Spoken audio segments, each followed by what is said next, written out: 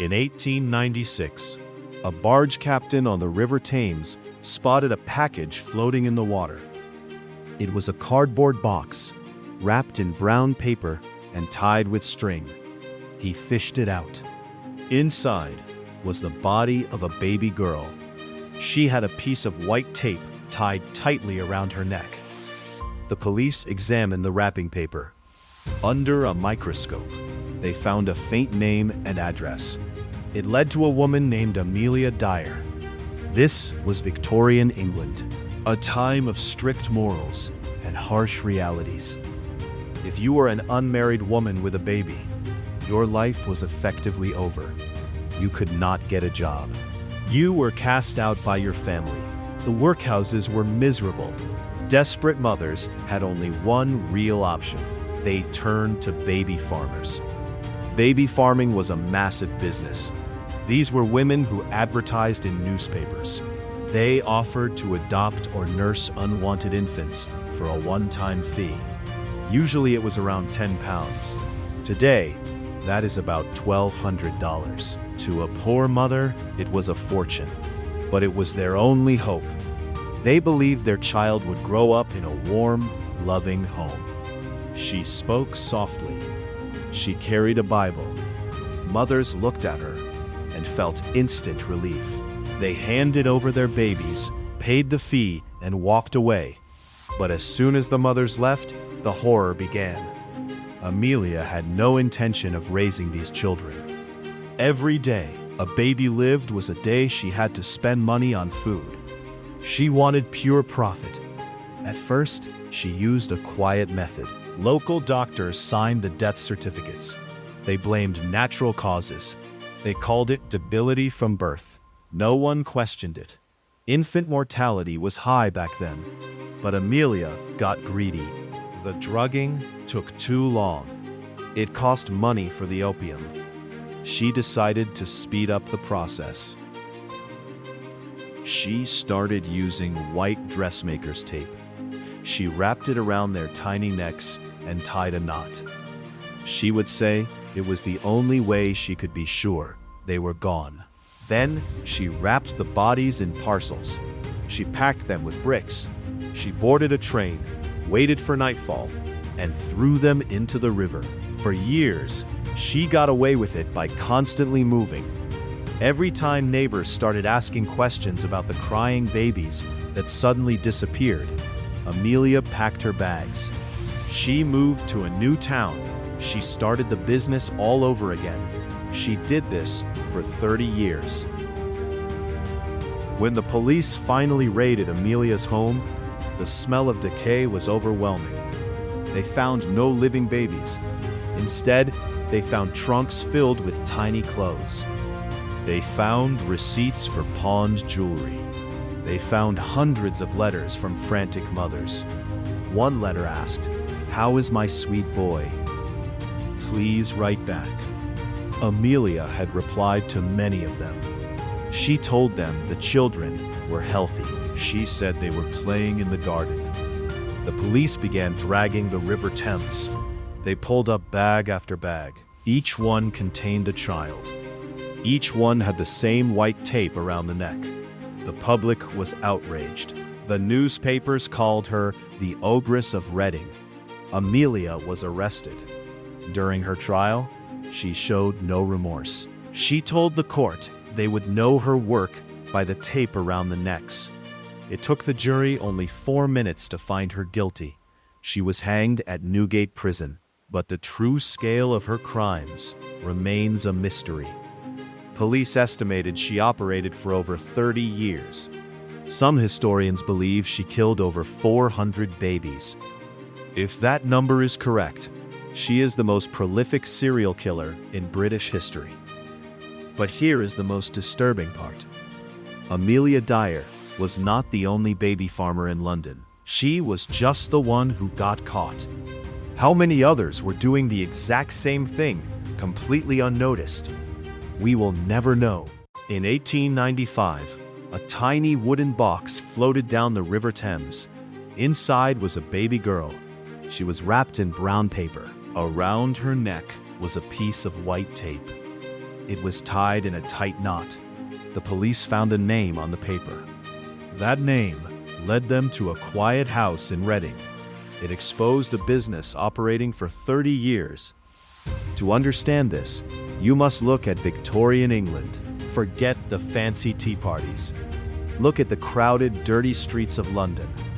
In the 1800s, life was brutal if you were poor. It was even worse if you were a woman. An unmarried mother faced a social death sentence. If you got pregnant without a husband, you lost everything. Your boss fired you immediately. Your family kicked you out. You had zero options. No welfare. No child support. Just starvation. Single mothers had to work to survive, but factories did not allow babies on the floor. Landlords did not want crying infants in their rooms. So, these desperate women looked at the daily newspapers. In the classified sections, they found a solution. The ads looked incredibly kind. They promised warm homes and loving families. They asked for a small fee, usually around £5. £5 was 2 months of wages for a maid. But to save her life, a mother would pay it. She would hand over her baby. She would hand over the cash. And she would walk away, hoping for the best. This was called baby farming. The people running these operations were supposed to foster them. But there was a massive flaw in the business. A one-time payment does not feed a child for years. You lose money fast. The only way to make a profit was simple. The baby had to go away. Some baby farmers did this slowly. They used a popular medicine called Godfrey's cordial. It was a mixture of opium and alcohol. It kept babies quiet. It also ruined their appetite. The infants slowly starved to death. It was easy. It was quiet. Then came. She realized she could cut costs even further. Why waste money on opium? Why wait weeks for a child to starve? That took too long. It filled the house with crying babies, and it limited her capacity. She wanted to process as many children as possible. She took the money and promised a loving home. Then she ended their lives within hours. She used white dressmaker's tape. She tied it around their necks. Then she wrapped them in paper. She put them in bags and threw them in the river. She did this for decades. She moved from town to town. She changed her name constantly. Whenever neighbors got suspicious, she packed up and vanished. How did she get away with it? Because the system allowed it, the mothers couldn't go to the police. If they did, they had to admit their shame. They would lose their livelihoods. The police didn't care about missing poor babies. To the authorities, these children did not exist. Knew this, she counted on it. She used their shame to build her empire. But eventually, the river gave up its secrets. When the police searched her home, they smelled rotting flesh. They found stacks of baby clothes. They found letters from frantic mothers begging for updates. One mother wrote, "Please tell me he is well." Never answered. She just took the cash. How many children did she take? We will never know. Some historians estimate it was over 400. That makes her one of the most prolific killers in history. And she did it in plain sight. She used the classified ads of the morning paper. Think about that next time you see an old Victorian photo. Behind those stiff, smiling faces, what else was the city hiding? Imagine being a desperate young mother in 1895.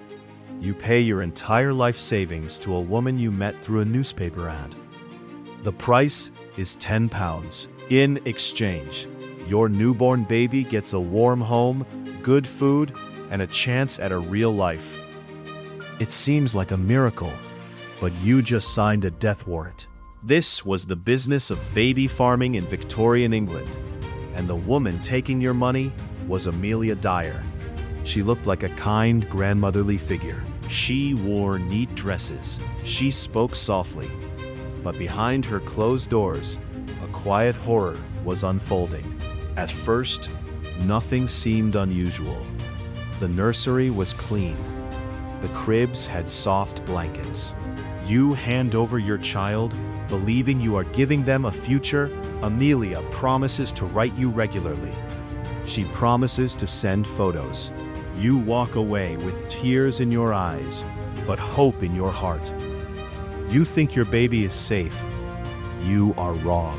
The moment the door clicks shut, the illusion shattered. The warm blankets were stripped away. The nursery became a cold waiting room for the grave. Then the communication stopped. Weeks pass. You write letters asking for updates. You ask simple questions. Is he walking yet? Does she smile? Your letters go unanswered. You start to get concerned. You travel back to the house, knocking on the heavy wooden door. Amelia always has an excuse. She tells you the child was adopted by a wealthy family in another town. She claims she is sworn to secrecy. She tells you to go home and stop asking questions. Many mothers back then were poor and unmarried. They had no social standing. They had no power. They assumed their children had simply found better lives. They tried to move on. But rumors slowly began spreading. People in the neighborhood started noticing strange patterns. They saw many babies entering the house, but they never saw any children playing in the yard. They never saw toddlers walking through the streets. Where were they all going? Neighbors talked over backyard fences. They spoke of quiet cries in the middle of the night, cries that suddenly stopped. Too many children were disappearing into that house. Too many questions remained unanswered. Yet the local authorities struggled to connect the dots. In the late 19th century, record-keeping was incredibly limited. There were no digital databases. There were no tracking systems for private adoptions. If a baby vanished, nobody officially noticed. Investigations were extremely rare. The police had bigger crimes to solve. They ignored the rumors. They dismissed the gossiping neighbors. And so, Amelia Dyer continued operating in plain sight. For years, she moved from town to town.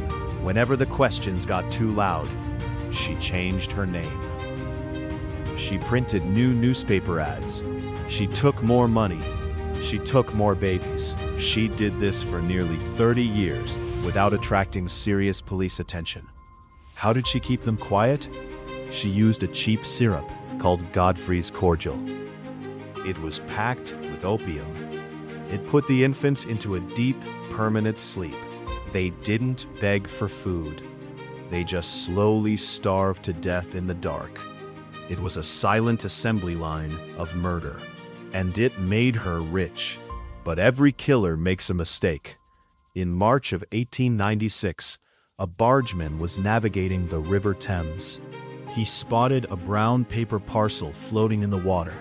He hooked it and pulled it aboard. It was heavy. He tore open the wet paper. Inside was the body of a baby girl. Around her neck was a piece of white tape. And on the wrapping paper was a faint, handwritten address. It pointed directly to Amelia's front door. It is April 2nd, 1896. A cold, thick fog hangs over the water at. A barge worker is navigating the river. He spots something strange floating near the bank. It is a small, brown paper package. It is wrapped tight with thick string. He reaches down with a hook. He pulls it out of the freezing water. The package is heavy. Too heavy for just paper. He tears a small corner of the wet wrapping. What he sees makes him call the police immediately. This was not an accident. It was a deliberate, cold murder. The local detectives arrive at the scene. They carefully lay the wet package on a table. They begin to examine the evidence. Most of the paper is ruined by the river water. But then, a detective notices something. There is faint handwritten ink on the inner layer of wrapping paper. It is hard to read. They use a magnifying glass. They use special lights. Slowly, the letters become clear. It is a name and an address. The name says Mrs. Thomas. The address points directly to a house inn. This is the break they needed. The police do not storm the house yet. They start asking questions around the neighborhood. They discover Mrs. Thomas is an alias. Her real name is, and her business is terrifying. She runs what people call a baby farm. In the late 1800s, unmarried mothers had no choice. Society shamed them. They could not keep their babies and work, so they paid women like to adopt them. They paid a one-time fee, usually around £10. That is about $1,200 today. In exchange, promised to raise the child. She promised a good home, but there was a dark loophole. This was a business built on death. The police need more proof before they make an arrest. They set a trap. They find a young woman to act as a decoy. The decoy writes a letter to she, says she has an unwanted baby. She asks if can take the child for a fee. Within days, a reply arrives. Agrees to meet. She wants the money. She says she will care for the child like her own. The police watch the meeting spot. Wen shows up. They do not find a monster. They find an ordinary, middle-aged woman. She looks like a grandmother. She is polite. She is calm, but they search her home. The truth comes out. The house smells of decay. They find piles of baby clothes. They find letters from desperate mothers. It started with a single piece of blue paper, a scrap of a letter left in a coal grate. It had only 3 words written on it. Send the next. Detectives in London did not think much of it at first, but then they found another one. Same handwriting, same blue paper. It was signed with a single letter, just the letter T.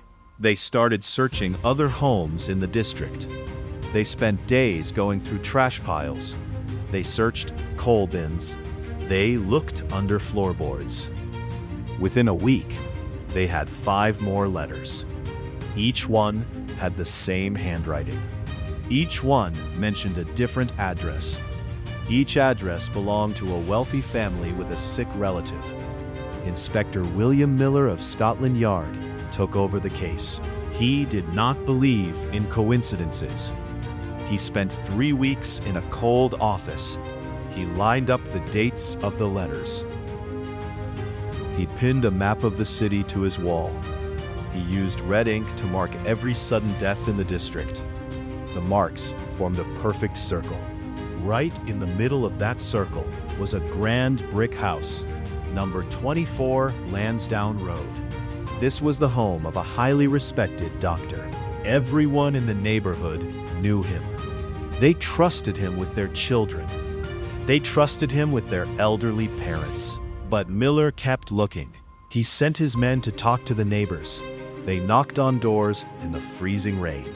They asked quiet questions to the servants.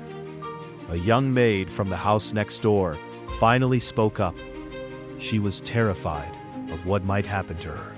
She said she saw black carriages arriving at midnight.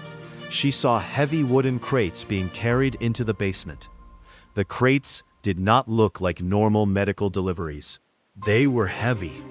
They took 3 strong men to carry, and they only arrived when the gas lamps were turned off. Then came the financial records. Miller obtained a search warrant for the local bank. He spent 48 hours reading through thousands of transactions. He found something strange. Every time a patient fell ill, a large sum of money moved. It went from a family account to a secret vault. The name on the vault was fake, but the signature matched the handwriting on the blue paper. The pieces were falling into place. It was not just one crime. It was a massive network, a business built on the worst kind of greed. On a cold Tuesday morning, the police made their move. They did not knock. They broke down the heavy front door of 24 Lansdowne Road. The doctor was sitting at his mahogany desk. He was drinking hot tea. He did not look surprised to see them. He did not try to run. He just smiled at the officers. But his smile disappeared when the officers went downstairs. They found the basement locked with 3 heavy iron bars. They used axes to break through the oak doors. Inside, they found the truth. They found rows of glass bottles filled with poison. They found chemical ledgers. They found names. Hundreds of names written in a neat, elegant hand. Next to each name was a date and a final price. The news broke the next morning. The papers called it the worst betrayal of the century. The headlines were printed in bold black ink across London. People stood in the streets just to read the front page. They could not believe it. This man was a pillar of the community. He donated to charities. He attended church every Sunday. How could someone so trusted do something so terrible? The trial began 3 weeks later. The courtroom was packed. People stood in the hallways just to catch a glimpse of him. The prosecution laid out the evidence. They showed the blue paper. They showed the bank ledgers. They showed the poison bottles from the basement. With every document, the crowd grew louder. The judge had to call for order 3 times. The defense had no answers. The evidence was simply too strong. You look at the old photographs today and you wonder, how did he get away with it for so long? How many people actually knew what was happening behind those closed doors? The files are still kept in the archives. They are yellowed with age, but the numbers on those pages still tell the same chilling story. On February 14th, 1884, a small glass jar sat on a wooden table in Kirkdale courtroom. Inside was 3 ounces of white powder, arsenic. That jar was the main exhibit in the trial of Margaret Higgins. You might think a Victorian courtroom would be quiet and orderly. It was not. It was loud, it was hot. The air smelled of wet wool and cheap coal smoke. Over 200 people crammed into the gallery every single morning. Some of them paid local boys to hold their spots in line. They wanted to see the face of a monster. For years, Margaret Higgins was known as a savior in her Liverpool neighborhood. She was the woman you called when someone got sick.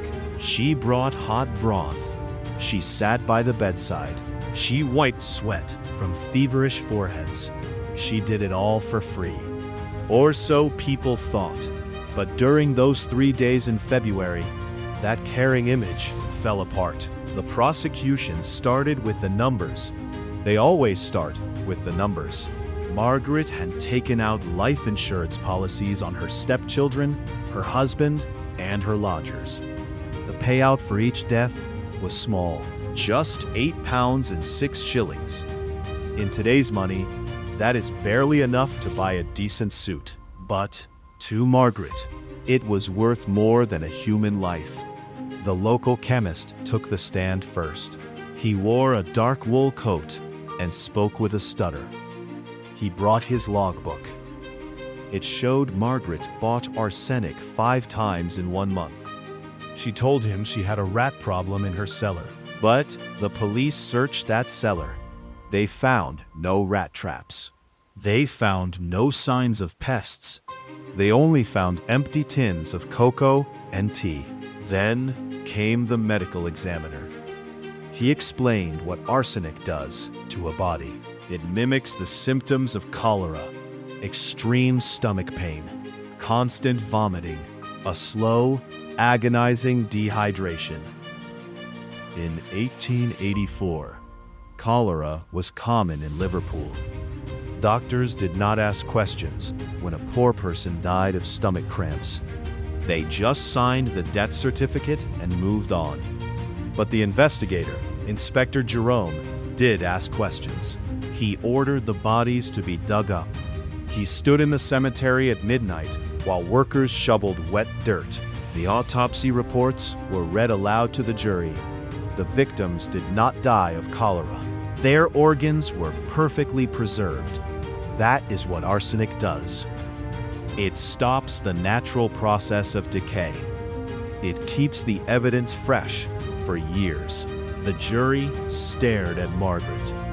She sat in the wooden dock with her hands folded.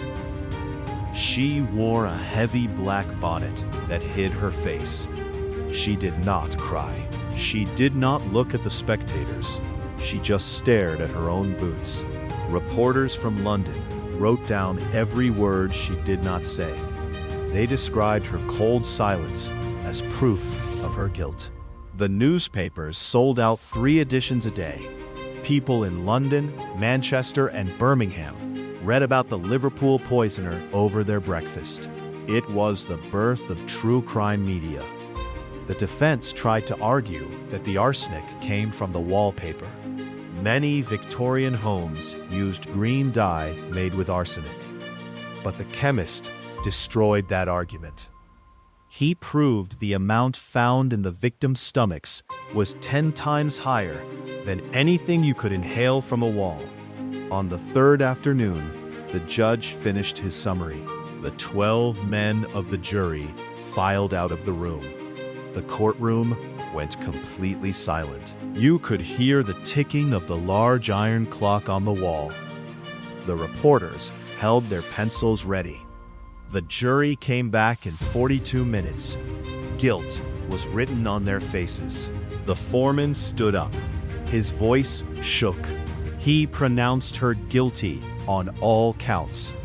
The judge put a square of black silk on his head.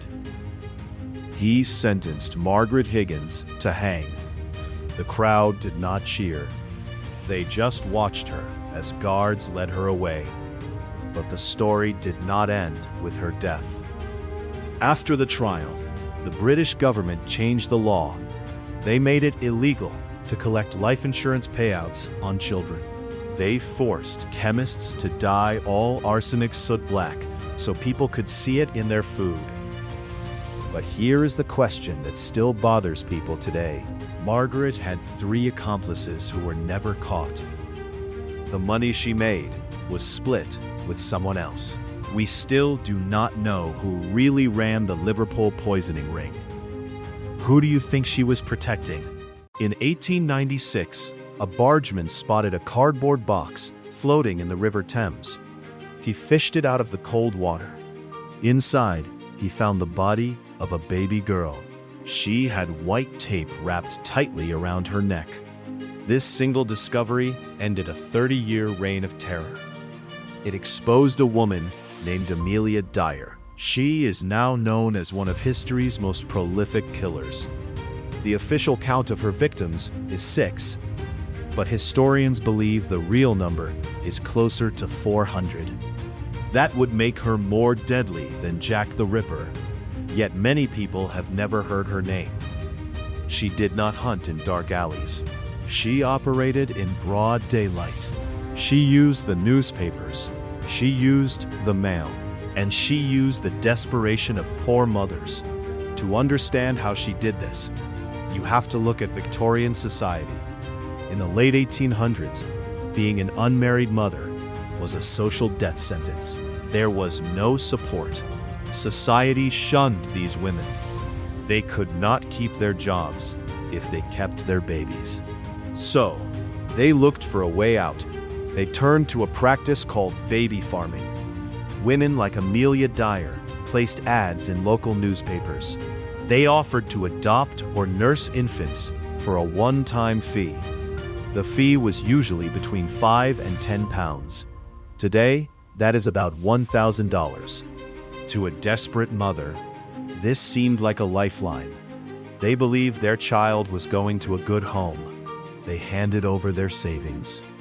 They handed over their infants, and they walked away, hoping for a better future. But there was no happy ending.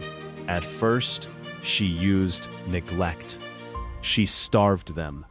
She gave them a dangerous mixture of liquid opium called Godfrey's cordial.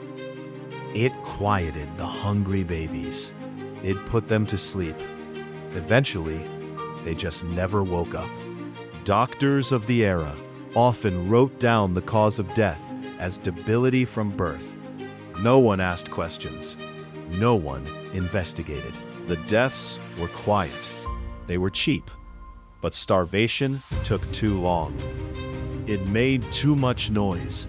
So Dyer changed her method. She started using white dressmaker's tape. She tied it around their necks. It took under 2 minutes. How did she do this for 3 decades? The system allowed it. In Victorian England, dead babies were surprisingly common. Poverty was extreme. Infant mortality was incredibly high. If a baby died in a poor neighborhood, people assumed it was natural. Furthermore, there was no central registry for births or deaths. You could move to a new town and start over. Dyer did exactly that. Every time the local doctors got suspicious, she packed her bags. She moved to a new city. She changed her name. She went by Mrs. Thomas. She went by Mrs. Harding. She even spent time in lunatic asylums to avoid the police. She knew how to play the system. She knew that society did not care about unwanted children. They were disposable. Her luck ran out because of a simple mistake. She threw a body into the river, but she did not weigh the package down enough. The paper wrappings survived the water. On that paper, the police found a faint address. It led them to a house in Reading. When detectives entered her home, they were hit by the smell of decay. They found piles of baby clothing. They found letters from frantic mothers asking about their children. Dyer was arrested. Her trial lasted less than 5 minutes. The jury found her guilty immediately. They hanged her at Newgate Prison in June of 1896.